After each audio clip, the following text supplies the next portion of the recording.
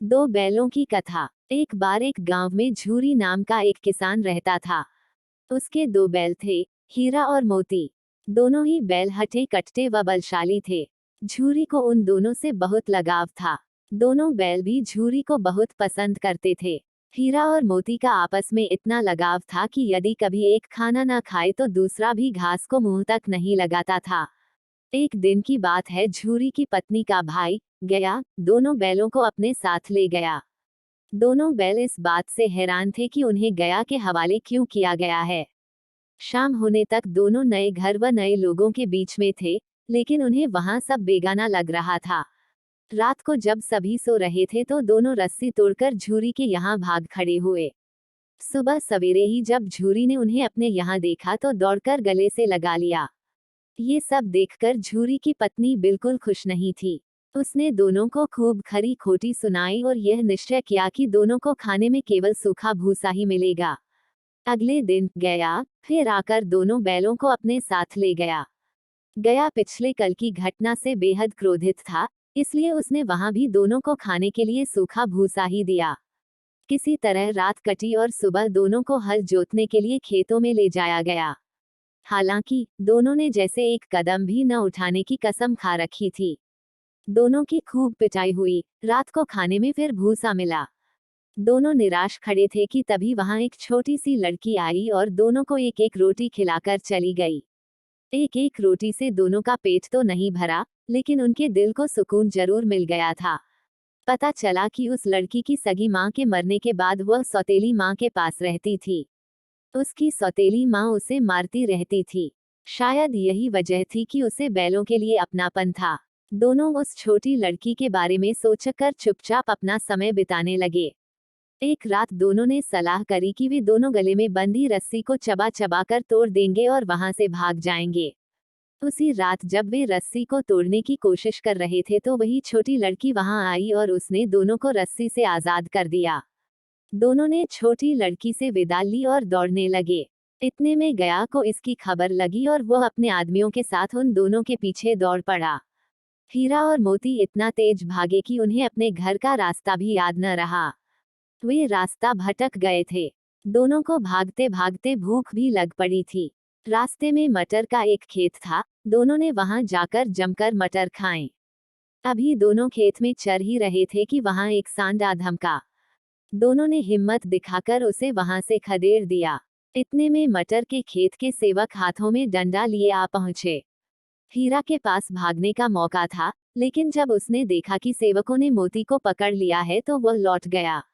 दोनों बैलों को पकड़कर मवेशी खाने में बंद कर दिया गया। उस मवेशी खाने में बहुत से जानवर कैद थे। वहां कई बकरियां, घोड़े, भैंसे, गधे बंधे थे, लेकिन किसी को भी खाने को कुछ नहीं दिया जाता था। इस वजह से सभी जानवर कमजोरी के कारण जमीन पर बेजान पड़े हुए थे। जब पूरा दिन बीत जाने पर भी खाने को कुछ न मिला तो हीरा के सब्र का बांध टूट गया। उसने बाड़े की कच्ची दीवार पर जोर से अपने सींग गड़ा दिए। इससे मिट्टी का एक टुकड़ा निकल आया।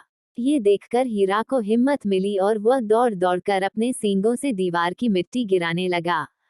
तभी मवेशी खाने का चौकीदार हाथ में लालटेन लिए जानवरों की हाजिरी लगाने आ पहुंचा। हीरा की करतूत देखकर उसने उसकी डंडे से पिटाई शुरू कर दी और उसे मोटी रस्सी से बांधकर वहां से चला गया। हीरा ने मोती से कहा, आज अगर ये दीवार गिर जाती तो यहाँ बंधे हुए कितने ही जानवर आजाद हो पाते। यदि ये थोड़े दिन और यहाँ रुके तो कमजोरी से इनका मरना निश्चित है। ये सुनकर मोती बोला, अगर ऐसी बात है तो मैं भी जोर लगाता हूँ। ऐसा कहते ही मोती ने दीवार में उसी जगह वार किया और लगभग 2 घंटों की कड़ी मेहनत से दीवार को तोड़कर गिरा दिया। दीवार के गिरते ही घोड़े, भैंसें, बकरियां सब जल्दी से भाग गईं, लेकिन गधे वहीं खड़े रहे। लाख मनाने पर भी गधे अपने डर की वजह से वहीं खड़े रहे। उधर मोती अपने दोस्त हीरा की रस्सी को तोड़ने की पूरी कोशिश करता रहा। अब जब सुबह होने वाली थी तो हीरा ने मोती से कहा, दोस्त, मुझे नहीं लगता कि आज ये रस्सी टूटेगी। तुम यहाँ से भाग जाओ, वरना सबको पता चल जाएगा कि यह सब तुमने ही किया है। मुझे यहीं छोड़कर तुम चले जाओ। ये सुनकर मोती की आंखों में आंसू आ गए। वह हीरा से बोला, मित्र, मैं इतना स्वार्थी नहीं हूँ कि मुश्किल के इस समय में तुम्हें छोड़कर चला जाऊं। मैं मरते दम तक तुम्हारे साथ ही रहूंगा। मुझे हर अपराध की सजा स्वीकार है। कम से कम इन जानवरों की जान बचाने का आशीर्वाद तो मिलेगा। इतना कहकर मोती ने गधों को सींग मारकर बाड़े से भगा दिया और स्वयं हीरा के पास आकर सो गया। सुबह होते ही चौकीदार, मुंशी व अन्य सेवकों को जब इसकी भनक लगी तो मोती की खूब मरम्मत हुई और उसे भी मोटी रस्सी से बांध दिया गया। लगभग एक हफ्ते तक दोनों वहीं बंधे रहे, लेकिन उन्हें खाने को कुछ नसीब नहीं हुआ। उन्हें केवल पानी ही पिलाया जाता। दोनों की हड्डियां निकल आई थीं। एक दिन बाड़े के सामने उनकी नीलामी शुरू हुई, लेकिन वो दोनों इतने कमजोर थे कि उन्हें खरीदने के लिए कोई तैयार नहीं था। तभी एक आदमी सामने आया और दोनों बैलों को टटोलने लगा। मुंशी से कुछ मोल भाव करने के बाद वह उन दोनों को लेकर चल पड़ा। दोनों बैलों की नीलामी हो चुकी थी। हीरा और मोती दोनों डरे हुए थे, उनसे चला भी नहीं जा रहा था, लेकिन डंडे के डर से बेचारे उस आदमी के साथ साथ चलने लगे। सहसा दोनों को महसूस हुआ कि यह वही रास्ता है जहां से गया उन्हें ले गया था। वही खेत, वही रास्ता और वही कुआं तो है जहां पर वे हल जोतने आया करते थे। अब उनकी सारी थकान दूर होने लगी और वह दोनों तेज तेज चलने लगे। जैसे ही उन्हें अपना घर और अपने बांधे जाने के जगह दिखाई दी, दोनों भागकर उस ओर चल दिए। द्वार पर झूरी बैठा हुआ था। जैसे ही उसने दोनों बैलों को देखा उसने उन्हें गले लगा लिया। दोनों बैलों की आंखों में आंसू आ गए। तभी वह आदमी वहां बैलों के पीछे पीछे पहुंच गया और उसने दोनों बैलों की रस्सियां पकड़ ली। झूरी बोला, ये मेरे बैल हैं। आदमी ने कहा, मैंने इन्हें मवेशी खाने की नीलामी से खरीदा है। झूरी तपाक से बोला, मेरे बैलों को बेचने का हक किसी को नहीं है। अगर मैं इन्हें बेचूंगा तभी ये बिकेंगे।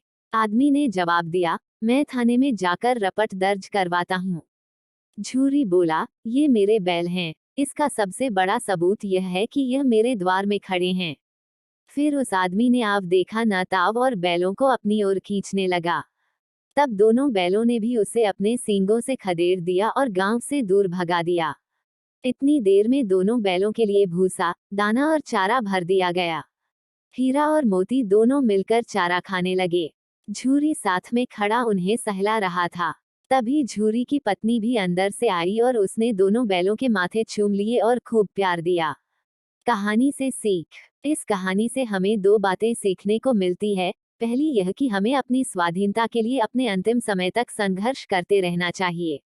दूसरी सीख यह मिलती है कि हमारे जीवन में चाहे कितनी भी मुश्किलें क्यों ना आए, लेकिन सच्चे दोस्त हमेशा साथ निभाते हैं।